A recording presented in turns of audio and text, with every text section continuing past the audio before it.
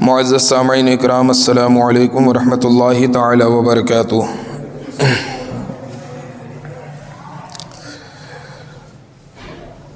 نحمدہ ونصلی ونسلم علی رسولہ الکریم، اما بعد، فقد قال اللہ تبارک و تعالی فی القرآن المجید والفرقان الحمید، فاعوذ باللہ من الشیطان الرجیم، بسم اللہ الرحمن الرحیم، وآت ذا القربى حقہ والمسکین وابن السبیل، صدق اللہ العظیم، وبلغنا رسولہ النبی الامین المتین الکریم، ونحن علی ذلک لمن الشاہدین والشاکرین، والحمد للہ رب العالمین۔ ان اللہ وملائکتہ یصلون علی النبی یا ایھا الذین آمنوا صلوا علیہ وسلموا تسلیما، اللہم صلی علی سیدنا مولانا محمد وبارک وسلم، صلوا علیہ صلاۃ وسلام علیک یا رسول اللہ صلی اللہ تعالی علیہ وسلم۔ ایک دفعہ اور نبی اور آل نبی کی بارگاہ میں درود و سلام کا نذرانہ پیش کریں، پڑھیں اللہم صلی علی محمد وآل محمد کما تحب وترضى بأن تصلی علیہ صلاة تبقى وتدوم بدوام الملک الحی القیوم۔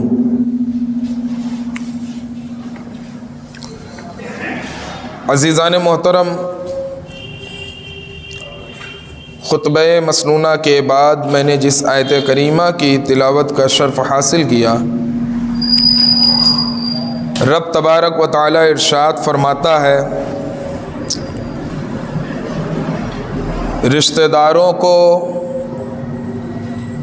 مسکین، مسافر، تمام لوگوں کو ان کا حق انہیں دے دو۔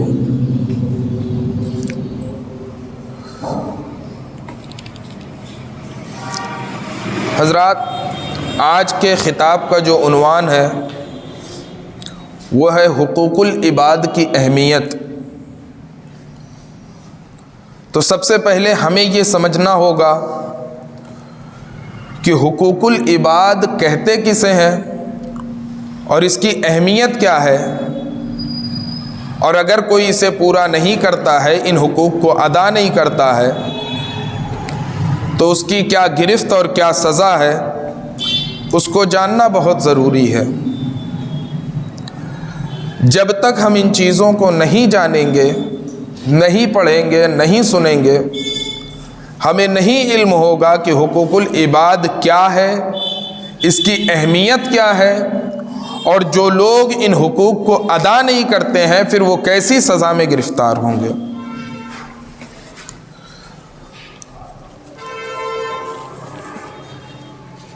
سب سے پہلے تو ہمیں یہ جاننا ہے کہ حقوق العباد کہتے کسے ہیں۔ تو دیکھیں، اللہ رب العزت نے تمام مسلمانوں پر، بلکہ یوں کہہ لیں کہ انسانوں پر، دو طرح کے حقوق عائد کیے ہیں، یعنی دو ذمہ داریاں انہیں دی ہیں جو انہیں ادا کرنا ہے۔ ایک کا تعلق اللہ تبارک و تعالیٰ سے ہے، اسے حقوق اللہ کہتے ہیں۔ مثلا اللہ کو ایک ماننا، اس کے رسول پر ایمان لانا، نماز روزہ وغیرہ عبادات کرنا، یہ تمام چیزیں کیا ہیں؟ حقوق اللہ ہیں، کہ اس میں بندے اور خدا کے درمیان ڈائریکٹ تعلق ہوتا ہے، کسی تیسرے کا دخل نہیں ہوتا ہے۔ لیکن جو دوسری ذمہ داری ہے اسے حقوق العباد کہتے ہیں، اور حقوق العباد کا مطلب یہ ہے کہ اللہ تبارک و تعالی نے بندے پر دوسرے بندے کی جو ذمہ داری عائد کی ہے اسے حقوق العباد کہتے ہیں۔ مثلا جیسے سرکار دو عالم صلی اللہ علیہ وسلم فرماتے ہیں کہ مسلمانوں کے مسلمانوں پر 6 حقوق ہیں۔ وہ کیا ہے؟ کوئی سلام کرے تو اس کے سلام کا جواب دینا، یہ حقوق العباد ہے۔ سمجھانے کے لیے کہ اگر کسی نے ہم سے سلام کیا اور ہم نے پلٹ کے اس کا جواب نہیں دیا تو اس میں جو ہماری گرفتاری ہوگی، اب چونکہ اس کا حق کیا تھا؟ جواب دینا سلام کا، لیکن ہم نے اس حق کو ادا نہیں کیا، تو اب اس میں جو سزا ملتی ہے، اللہ تبارک و تعالیٰ فرماتا ہے کہ دو ہی صورت ہے، یا تو وہ بندہ خود معاف کر دے جس کا میں نے حق مارا، یا پھر ہم اس حق کو ادا کر دیں، اس کے علاوہ تیسری کوئی صورت نہیں ہے۔ اور اللہ فرماتا ہے کہ میں بھی اس وقت تک اس بندے کو معاف نہیں کروں گا جب تک کہ جس کا حق اس نے مارا ہے وہ اسے معاف نہ کر دے۔ تو اب اس کی اہمیت سمجھ میں آئی کہ حقوق اللہ نہ کرے، مثلا نماز نہیں پڑھی، اللہ سے معافی مانگے گا، مولا معاف کر دے، مجھ سے یہ فلاں نماز چھوٹ گئی، قضا ہو گئی، میں تیری بارگاہ میں التجا کرتا ہوں، دعا کرتا ہوں، توبہ کرتا ہوں، میری خطا کو معاف کر دے۔ لیکن اگر کسی بندے کا حق مار لیا، مثلا کسی کا مال دبا لیا، کسی کا روپیہ پیسہ دبا لیا، تو اب اللہ تعالیٰ فرماتا ہے کہ یہاں پہ اس بندے کے پاس جس نے دبائی ہے دو ہی صورت ہے، یا تو اس کا روپے اسے واپس کر دے، اسے دے دے، یا پھر جس کا حق مارا ہے اس سے جا کے معافی مانگ لے کہ میں نے آپ کا روپیہ مارا تھا، یا اتنا روپے میں نے آپ کا دبا لیا تھا، اور اب میرے پاس اتنی حیثیت نہیں ہے کہ میں آپ کو روپیہ دے سکوں، لہٰذا آپ مجھے معاف فرما دیں۔ اگر وہ بندہ معاف کر دے اسے، تو اب جب یہ رب کی بارگاہ میں توبہ و استغفار کرے گا تو اللہ تبارک و تعالیٰ کے فضل سے امید ہے کہ وہ اس بندے کو معاف کر دے گا۔ لیکن جب تک وہ بندہ نہ معاف کرے تب تک اللہ فرماتا ہے کہ میں بھی اسے معاف نہیں کروں۔ اب میرے عزیزوں سوچیں خود کہ حقوق العباد کی اہمیت کتنی بڑھ جاتی ہے اس نظریے سے کہ اللہ فرما رہا ہے کہ تم میری بارگاہ میں سیدھے مت آنا معافی مانگنے کے لیے، پہلے اس بندے سے جا کے معافی مانگو جس کا تم نے حق مارا۔ اور سرکار دو عالم صلی اللہ علیہ وسلم کی حدیث پاک ہے کہ صحیح اعتبار سے کامل طور پہ مسلمان وہی شخص ہے جس کے ہاتھ سے دوسرا مسلمان محفوظ رہے۔ یہ لفظ ہاتھ استعمال کیا ہے سمجھانے کے لیے، ورنہ مفہوم حدیث یہ ہے کہ ہمارے کسی بھی قول سے، کسی بھی فعل سے، کسی بھی عمل سے اگر اگلے کو تکلیف ہو رہی ہے، کسی مسلمان کو تکلیف ہو رہی ہے، تو گویا ہم اس کا حق مار رہے ہیں اور ہم صحیح طور پہ مسلمان بھی نہیں۔ اس لیے میرے عزیزوں حقوق العباد کی اہمیت کو سمجھیں۔ ہم اس کی اہمیت، ہم کسی کا قرض لے لیتے ہیں، بندہ لینے کے ٹائم تو بڑی عاجزی سے، بڑی انکساری سے، بڑی منت سے، سماجت سے مانگتا ہے کہ حضور دے دیں، اتنے دن میں آپ کو لوٹا دوں گا۔ لیکن آج تو یہ عالم ہو گیا ہے کہ مانگے چاہے جتنی منت و سماجت کے ساتھ، شرط چاہے جتنے دن کی لگا دے، لیکن دل میں خیال کہیں نہ کہیں یہ ہوتا ہے کہ قرض دینا ہی کہاں ہے، واپس کرنا ہی کہاں ہے۔ اور میرے عزیزوں یہ حقوق ایسا حقوق ہے کہ سرکار دو عالم صلی اللہ علیہ وسلم نے چند صحابہ اکرام جب وہ اس دار فانی سے کوچ کیے، ان کی وفات ہو گئی، تو ان کی نماز جنازہ نہیں پڑھائی۔ اہمیت دیکھیں کہ بندے کے حق مارنے کا گناہ کتنا بڑا ہے۔ ہم یہ سمجھتے ہیں کہ صرف نماز چھوڑنا بہت بڑا گناہ ہے، نہیں میرے عزیزوں، حقوق العباد تو اتنا بڑا گناہ ہے کہ یہ آپ کے دامن میں اگر نماز کی نیکی بھی ہوگی تو یہ اسے کھا جائے گا۔ ابھی آگے حدیث بیان کروں گا، سمجھ میں آ جائے گا۔ تو سرکار دو عالم صلی اللہ علیہ وسلم نے چند صحابہ اکرام جب وہ انتقال کر گئے تو ان کی نماز جنازہ نہیں پڑھائی۔ تو جو دوسرے صحابہ اکرام تھے انہیں یہ خیال گزر گیا کہ گویا ان کی ایمان میں شاید کچھ خرابی ہو گئی تھی، جس کی وجہ سے سرکار دو عالم نے ان کی نماز جنازہ نہیں پڑھائی۔ وہ آئے حضور کی بارگاہ میں اور عرض کی، یا رسول اللہ صلی اللہ علیہ وسلم، چند صحابہ اکرام جو ابھی رخصت ہوئے، آپ نے ان کی نماز جنازہ نہیں پڑھائی، آخر اس کی وجہ کیا ہے، اس کا ماجرا کیا ہے؟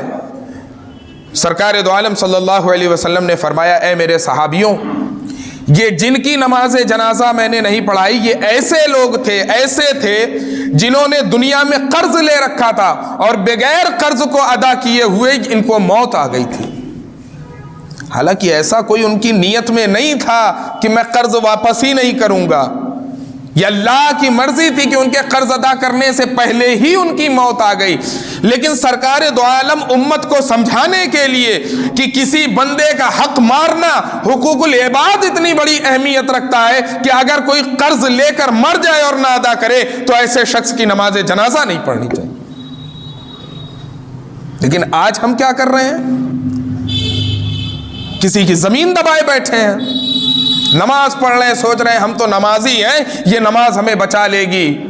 یقین مانو یہ نماز پر تمہارا توکل کرنا اور نماز پر تکیہ کرنا کہ ہم بندوں کو ستاتے رہیں، ان کے حق مارتے رہیں، ان کا مال دباتے رہیں، ان کی جائیداد پہ قبضہ کرتے رہیں اور نماز روزہ حج کرتے رہیں تو یہ ہمیں بچا لیں گے۔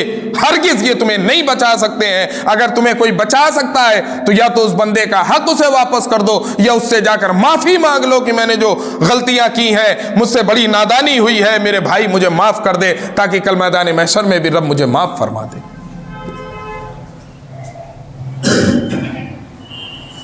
سرکار دو عالم صلی اللہ تعالی علیہ وسلم نے ایک دفعہ صحابہ اکرام سے پوچھا کہ اے میرے صحابیوں بتاؤ کہ مفلس کون شخص ہے؟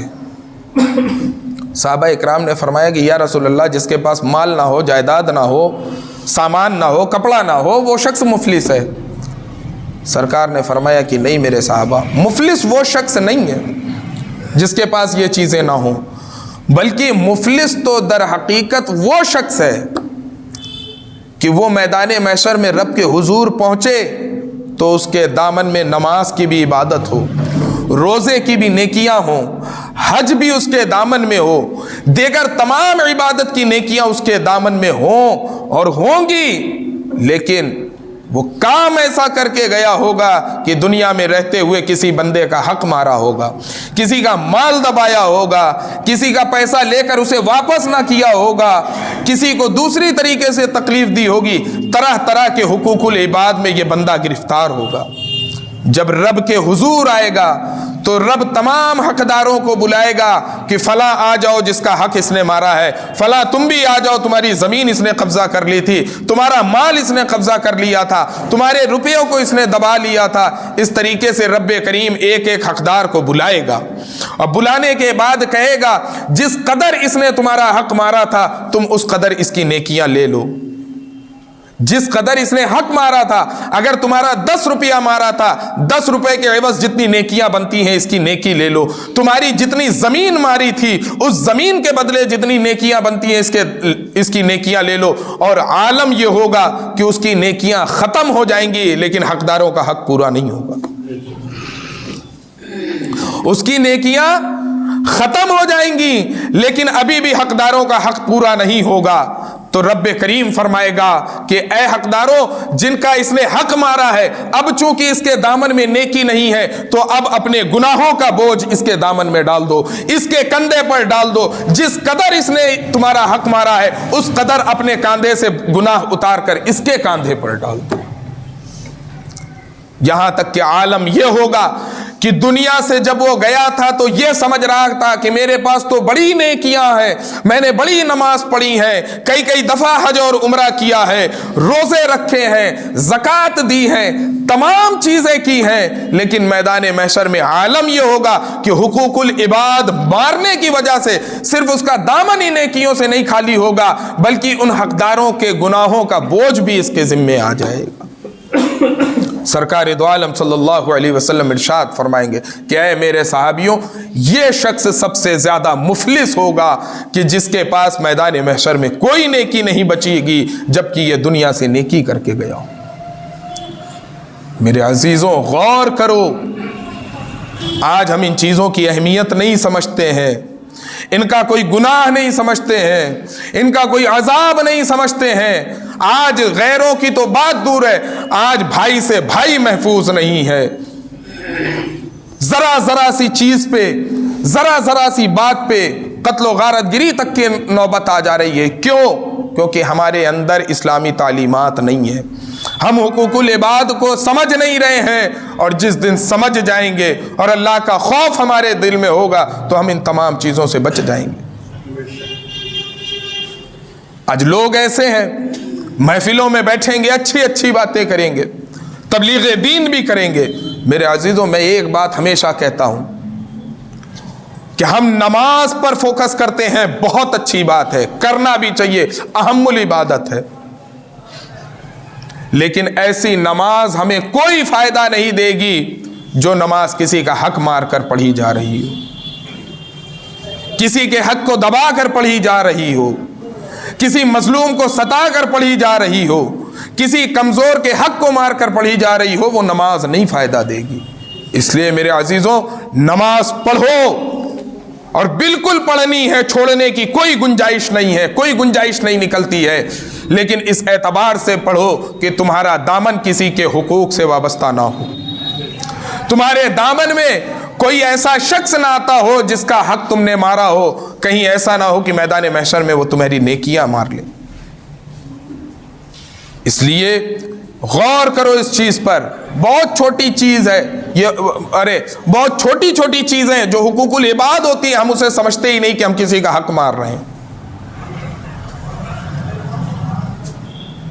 مثال کے طور پہ میں اس مسجد میں یہ ایک مثال دے دوں. عام طور سے ہوتا کیا ہے, بعد میں آنے والے بڑے لوگ بچے کو اٹھا کر پیچھے کر دیتے ہیں کہ چلو بچوں پیچھے چلو. ہوتا ہے کہ نہیں ہوتا ہے, یہ ہوتا ہے کہ نہیں ہوتا ہے. یہ اس بچے کا حق مارا جا رہا ہے. کیوں؟ کیونکہ وہ بچہ مسجد میں پہلے آیا تو وہ پہلی صف میں بیٹھنے کا حقدار ہے. آپ بعد میں آ کر اسے پہلی صف سے اٹھا کر پیچھے ڈال رہے ہیں, گویا اس کے حق کو مار رہے ہیں. کل وہ میدان محشر میں رب کے حضور کھڑے ہو کر اپنے حق کا سوال کرے گا. لیکن ہم اسے گناہ نہیں سمجھتے, ہم بس اعلان کر دیتے ہیں کہ جو بچے ہیں وہ پیچھے چلے جائیں. بھائی کیوں چلے جائیں؟ وہ بچہ پہلے مسجد میں آیا ہے, پہلی صف میں بیٹھنے کا حقدار ہے. تمہیں بھی پہلے صف میں بیٹھنا ہے, پہلے مسجد میں آؤ. آؤ گے خطبے کے وقت, چاہو گے ممبر کے پاس جگہ مل جائے تو یہ ممکن نہیں ہے. بہرحال میرا یہ موضوع نہیں ہے, بتانے کا مقصد یہ تھا کہ وہ جو ہم اٹھا کے کسی بچے کو پیچھے بھیج رہے ہیں نا, تو ہم اس کے حق کو مار رہے ہیں, لیکن ہم سمجھ نہیں رہے ہیں کہ ہم اس بچے کے حق کو مار رہے ہیں. اور کل میدان محشر میں یہی بچہ ہماری تمام نیکیوں کو لے لے گا, کیونکہ وہ رب کے حضور کھڑے ہو کر سوال کرے گا, مولا میں تیری عبادت کے لیے جمعہ کے دن بلکہ اذان سے پہلے ہی مسجد میں پہنچ گیا تھا, پہلی صف میں جا کر بیٹھا تھا, لیکن یہ تیرے بعد میں آنے والے بندے اپنے بڑے ہونے کا دھوس دے کر, اپنی طاقت کا زور دکھا کر مجھے پہلی صف سے اٹھا کر بالکل مسجد کے پیچھے بھیج دیا کرتے تھے. مجھے میرا حق چاہیے مولا, تو منصف ہے, تو انصاف کرنے والا ہے. پھر رب کریم وہاں انصاف کرے گا, فیصلہ کرے گا, اور یہ حکم دے گا کہ اے بچے, آگے سب میں بیٹھنے کی جو نیکیاں تھیں, اس کے دامن میں جتنی وہ نیکیاں ہیں تو اٹھا کر لے لے. اس لیے میرے عزیزوں حقوق العباد سے ڈرو, کسی کا حق مارنے سے ڈرو. آج ہم نہیں جانتے ہیں, آج ہم بھائیوں کا حق مار رہے ہیں, بہنوں کا حق مار رہے ہیں, ماں باپ کا حق مار رہے ہیں, اور ماں باپ اولاد کا حق مار رہے ہیں. آج ہم یہ باتیں بڑی کرتے ہیں نا کہ بچہ ماں باپ کو ستائے, اس کا حق مارے, تو بڑی قرآن و حدیث کی دلیلیں دی جاتی ہیں. میرے عزیزوں والدین پر بھی کچھ حقوق اللہ رب العزت نے بیٹوں کے اور بچیوں کے رکھے ہیں. ہم ان حقوق کو ادا کرتے وقت بھول جاتے ہیں, تب تو ہم یہ بتاتے ہیں کہ ہم تمہارے ماں باپ ہیں. میرے عزیزوں یقیناً اللہ رب العزت نے آپ کو والدین بنایا ہے, کسی بچے کسی بچی کا باپ بنایا ہے, ماں بنائی ہے, لیکن اسی کے ساتھ ساتھ کچھ ذمہ داریاں بھی اللہ رب العزت نے آپ کے سر پر رکھی. اگر ان حقوق کو ادا نہیں کرو گے تو صرف والدین ہونا آپ کو نہیں بچائے گا, بلکہ اس حقوق کو نہ ادا کرنے کی وجہ سے آپ بھی گرفت میں آؤ گے. یہ باتیں کیوں کہی جاتی ہیں؟ کیونکہ ان باتوں کا ذکر آج ختم ہو گیا ہے. آج ہم چوراہے پہ بیٹھتے ہیں, میرا ہر بھائی اس چیز کو جانتا ہوگا, تکلیف ہوتی ہے, بلا وجہ ہم گالیوں پہ گالی دیے جا رہے ہیں, گالیوں پہ گالی دیے جا رہے ہیں. کیوں بھائی؟ اول تو گالی دینے کی خود مذمت سرکار دو عالم فرماتے ہیں کہ جس نے کسی کی ماں کو گالی دی وہ اس کی ماں کو گالی نہیں دیتا ہے, در حقیقت وہ اپنی ماں کو گالی دیتا ہے. سب سے پہلی وعید گالی کی. اور دوسری چیز یہ ہے کہ گالی دے کے جو ہم اسے ستا رہے ہیں, اس کے حق کو مار رہے ہیں, اس کا بھی خیال ہمارے دل میں نہیں آتا ہے. میرے عزیزوں رب کریم بھی ہے, رحیم بھی ہے, لیکن ساتھ میں قہار بھی ہے, جبار بھی ہے, اور منصف بھی ہے. رب سے زیادہ انصاف کرنے والا کوئی نہیں. آج تم اپنی طاقت کی بنیاد پر دنیا میں کسی کو ستا سکتے ہو, کسی کا حق مار سکتے ہو, اور مارا جاتا ہے. لیکن کل میدان محشر میں جب رب انصاف کی کرسی پر ہوگا اور تمہاری ایک ایک پائی پائی کا حساب کرنے پر آئے گا تو شاید تمہارے دامن میں کوئی نیکی نہ بچے۔ اس لیے بزرگ یہ کہہ کے چلے گئے ہیں کہ دنیا کی ذلت اٹھا لینا یہ بہتر ہے میدان محشر میں ذلیل ہونے سے۔ کیوں؟ کیونکہ دنیا کی تکلیف کو برداشت کیا جا سکتا ہے، دنیا کی تکلیف کو سہا جا سکتا ہے، میدان محشر میں جب اللہ رب العزت عذاب میں گرفت کرے گا تو ہم اس کو برداشت نہیں کر سکیں گے۔ آج ہم یہ سمجھتے ہیں کہ اگر ہم نے کسی کا حق مار لیا ہے تو ہم اس سے کیسے معافی مانگے۔ میرے عزیزوں، میں یہ بات بار بار کہتا ہوں، معافی مانگنے میں شرم نہ کیا کرو، کیونکہ اگر تمہارے اندر معافی کا احساس پیدا ہوگا اللہ تمہارے مد مقابل کے دل کو بھی نرم فرما دے گا۔ تم جاؤ تو صحیح، جس کا حق مارا ہے اس سے معافی مانگ کر تو دیکھو صحیح، وہ تمہیں معاف کرے گا، لیکن سچے دل کے ساتھ جاؤ، دکھانے کے لیے مت جاؤ۔ ایک شخص تھا، چودھری تھا اپنے گاؤں کا، اس کے بچے نے کسی دوسرے کے بچے کو مار دیا، اکلوتا بچہ تھا، اور جس کے بچے کو مارا نا وہ بھی چودھری تھا۔ اس نے کورٹ میں کیس کر دیا، کورٹ سے فیصلہ آیا کہ اس بچے کو سزائے موت دی جائے جس نے قتل کیا تھا۔ اب ظاہر سی بات ہے کہ اکلوتے بیٹے کو موت کی سزا مل جائے تو باپ کی بے چینی کا ہم اور آپ اندازہ نہیں لگا سکتے ہیں، کیونکہ جو والدین کی محبت ہوتی ہے وہ وہی سمجھ سکتا ہے۔ بہرحال اپنے بیٹے کی محبت میں وہ کسی اللہ والے کے پاس گئے اور کہنے لگے کہ حضور رحم فرمائیے، کرم فرمائیے، میرے بیٹے نے یہ جرم کیا اور اس جرم کی پاداش میں کورٹ نے اسے سزائے موت دی ہے، میں چاہتا ہوں کہ آپ دعا فرما دیں اس سے یہ سزا ٹل جائے، میرے بچے کی جان بخش دی جائے۔ اس اللہ والے نے ایک بات کہی، اس نے کہا کہ اپنے اندر عاجزی پیدا کر لے، انکساری پیدا کر لے، اور جو میں کام کہہ رہا ہوں وہ کر لے، یقین مان کہ تیرے بیٹے کی سزا ٹل جائے گی۔ اس نے پوچھا کہ حضور مجھے کیا کرنا ہوگا؟ کہا اپنے محلے کی مسجد میں چلا جا اور جو نمازی نماز پڑھنے آئے ہوں ان کا جوتا صاف کر، چپل صاف کر اور سیدھا کر کے رکھ دے۔ بھائی ظاہر سی بات ہے کہ ایک سردار ہو، کوئی چودھری ہو، پنچایت کا سرپنچ ہو، اور اس سے جوتا ٹھیک کرنے کے لیے کہا جائے تو ایک بار تو اس کی عقل سامنے آئے گی، انا سامنے آئے گی کہ یار میں قوم کا سردار ہوں اور مسجد جا کے لوگوں کے جوتے سیدھے کروں۔ وہ واپس چلا آیا کہ یہ کام مجھ سے نہیں ہوگا۔ کچھ ہی دور آیا تھا کہ بیٹے کی محبت پھر غالب آ گئی کہ یار بیٹے کی جان کی بات ہے، چلو یہ بھی کر لیتے ہیں۔ ایک رومال لیا گھر سے، اپنے چہرے پہ باندھا تاکہ مجھے کوئی پہچان نہ لے، اور اپنی مسجد میں جا کر بیٹھ گیا۔ دروازے پر جو بھی نمازی نکلتا اس کے چپل کو صاف کرتا، اس کے پاؤں میں پہناتا۔ یہی معاملہ چل رہا تھا۔ اتفاق سے وہ چودھری بھی جس کے بیٹے کو اس کے بیٹے نے مارا تھا اور کیس کر رکھا تھا، جب وہ بھی آیا چپل پہننے کے لیے تو حسن اتفاق دیکھیے کہ اس کے چہرے سے کچھ وہ رومال کھل گیا۔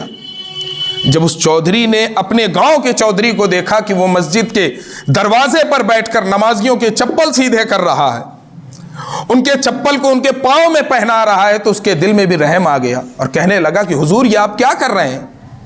مجھے گنہگار تو نہ کرے، میں اس لائق نہیں ہوں کہ میرے پاؤں میں کوئی اور اپنے ہاتھوں سے چپل ڈالے۔ تو اس نے سر اٹھا کر کہا کہ حضور میں بڑا گنہگار ہوں، مجرم ہوں، لیکن آپ سے ایک چیز کی التجا کرتا ہوں۔ اس نے کہا کیا؟ کہا میرے بیٹے نے بڑا جرم کیا، تیرے بیٹے کو مارا، میں جانتا ہوں اولاد کی محبت کیا ہوتی ہے، لیکن میں تیرے سامنے ہاتھ جوڑ کر اپنے بیٹے کی جان کی بھیک مانگتا ہوں، میرے بیٹے کو معاف کر دے۔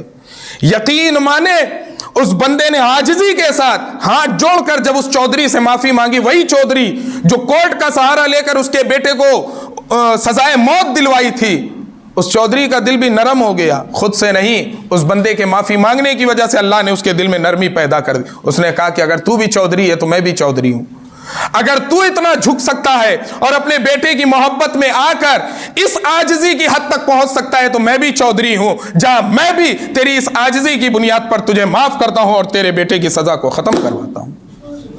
میرے عزیزوں، اس واقعے کو بتانے کا مقصد یہ ہے کہ آج ہم جس ڈر سے کہ ہم کس منہ سے جائیں اس سے معافی مانگنے، نہ جانے وہ ہمیں معاف کرے گا نہیں کرے گا۔ میرے عزیزوں جا کر تو دیکھو، جس کو تم نے ستایا ہے، جس کا حق مارا ہے، چاہے وہ تمہارا باپ ہو، چاہے ماں ہو، بھائی ہو، بہن ہو، محلے کا رہنے والا ہو، پڑوسی ہو، رشتہ دار ہو، کوئی بھی ہو، जाके उससे माफ़ी मांगो। अगर सच्चे दिल के साथ, इस खौफ के साथ कि कल मैदान महशर में रब के हुजूर हमें जवाब देना है, हमें हिसाब देना है, और इस खौफ के साथ अगर तुम जाकर माफ़ी मांगोगे, यकीन मानो वो अल्लाह जिसने आपको माफ़ी की तौफीक दी है, उस बंदे को माफ़ करने की भी तौफीक दे देगा। लेकिन मेरे अजीज़ों, हुकूकुल इबाद को समझो, उसकी अहमियत को समझो। नहीं समझोगे तो ये हुकूकुल इबाद कल मैदान महशर में मारने की वजह से किसी बंदे का हक तुम्हारे दामन में जितनी नेकियां होंगी किसी और के दामन में चली जाएगी। अरे वो मैदान महशर जहां नफसी नफसी का आलम होगा, बाप माँ औलाद से बेपनाह मोहब्बत करते हैं, लेकिन सरकार फरमाते हैं मैदान महशर में बाप भी एक नेकी अपने बेटे को नहीं देगा जब मांगने आएगा, माँ भी नहीं देगी। वो कहेगी कि मेरे दामन में तो खुद इतनी कम नेकियां हैं, तुझे देकर और कम नहीं करनी है, जा तू अपना हिसाब दे। मेरे अजीजों, वहां का आलम ये होगा।